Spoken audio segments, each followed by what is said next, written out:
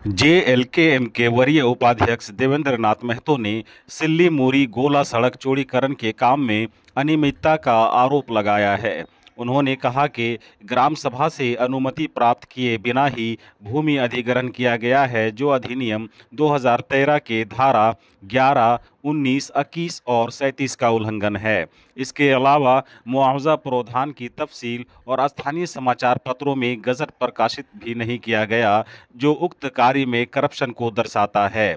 बताते चलें कि सिल्ली मूरी गोला सड़क चौड़ीकरण का काम पिछले 6 माह से जारी है और इस प्रोजेक्ट पर 333 करोड़ रुपए खर्च किया जाना है। इससे ग्रामीणों में ज़बरदस्त आक्रोश देखा जा रहा है। इसी सिलसिले में आज के हाकेदाग पंचायत के टेटेबंदा गांव में एक बैठक हुई, जिसमें बड़ी तादाद में स्थानीय जनप्रतिनिधि और ग्रामीण मौजूद थे। मौके पर देवेंद्र नाथ महतो ने क्या कुछ कहा, सुनाते हैं आपको।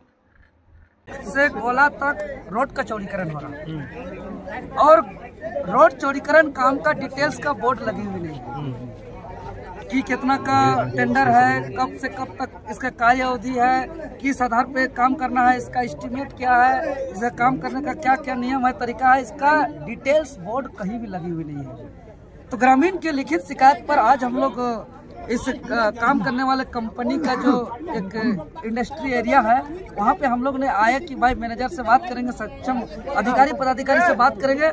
तो यहाँ आने के बाद पता चला कि यहाँ सरकारी नियम का उल्लंघन करते हुए यहाँ गलत तरीके से काम किया जा रहा है। यहाँ सरकारी फंड का बंदरबाट किया जा रहा है। पहली बात है कि यहाँ बोर्ड नहीं है, एस्टीमेट के आधार पे काम नहीं हो रहा है और जिसका तिसका कुआं का बथाई हो रहा है। सरना स्थल का छेड़छाड़ किया जा रहा है, जो सरना स्थल खतियान में साफ साफ दर्ज है सरना स्थल के नाम से, वैसे वैसे स्थल को छेड़छाड़ किया जा रहा है। तालाब का बथाई किया जा रहा है। ये जब हम लोग पूछ रहे हैं तो इसका जवाब नहीं दिया जा रहा है। तो आज हम लोग ने सब कोई आसपास के तमाम लोग, हम लोग ग्रामीण लोग बैठक किए, मीटिंग किए।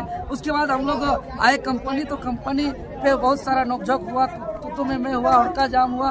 फिर पता चला कि नहीं, तो कलकत्ता का कंपनी है, इन लोगों को बॉस का नाम मालूम नहीं है, इन लोगों को कंपनी का नाम मालूम नहीं है, इन लोगों को बोर्ड क्या होता है मालूम नहीं है। किसी का खतियानी जमीन लेने से पहले उसको सर्वे करने वाले, रोड बनाने वाले विभाग, चाहे वो ग्रामीण विकास विभाग हो, चाहे आरसीडी विभाग हो, जो विभाग है, सर्वे करने के बाद उनको भू अर्जन विभाग, जिला भू अर्जन विभाग को उनका डिटेल्स देना चाहिए नाश्ता के साथ, वो इन लोगों को पता नहीं है। और भू अर्जन विभाग को अमीन के साथ स्थानीय अंचल अधिकारी को, स्थानीय सीओ के माध्यम से अमीन को बुला करके किसका कितना कौन कौन खाता का कितना खाता नंबर, खेसरा नंबर, रकवा, प्लॉट नंबर, ये सब का डिटेल्स होना चाहिए। इन लोगों को मालूम नहीं है। धारा 11 होना चाहिए, जो मस्ट है, उसके बाद ही वर्क ऑर्डर मिल सकता है।